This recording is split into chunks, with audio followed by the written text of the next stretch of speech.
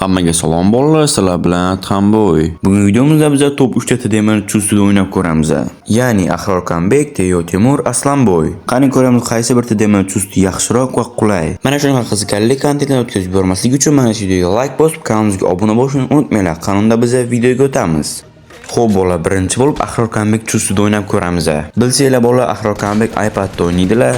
Lekin bolalar men telefonga o'rnatdim, menga tushib ketdi bolalar, men ko'rishingiz mumkin.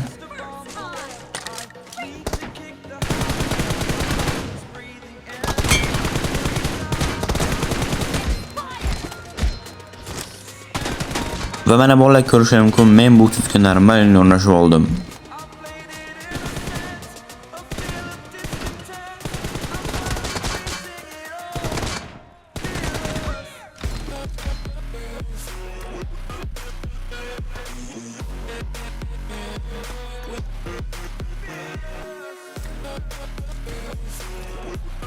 Xo'p bola, men nimaga bu yerga tuzyapman? Bola, meni pingim 100 dan 20 ga вообще o'ynab yotibdi bola, ko'rishingiz mumkin.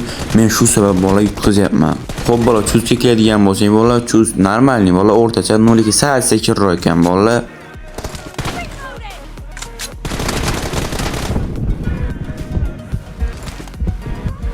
Xo'p bola, bu Teyo Temur chustda ikkinchi matchim bola, ko'rishingiz mumkin. Ping normal 20 bo'lyapti va normalniy hit beryapti bola.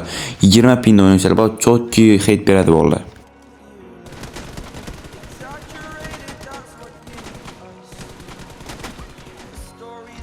Agarda sizlarga mana shunaqa chiroyli va hamyonbop dizaynlar kerak bo'lsa bola, o'ylab o'tirmasa, Nevdesingga murojaat qilib bola. Telegram silkasi bola описаниеda bo'ladi. Endiga navbat esa bolalar, hammamiz tanigan Aslanboyning chustini tekshirib ko'ramiz bolalar.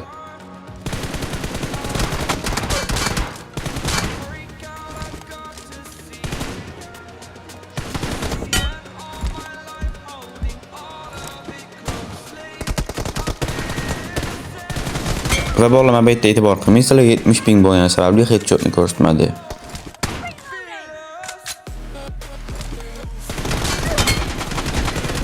Va mana bolalar, headshotlarni ko'rishingiz mumkin.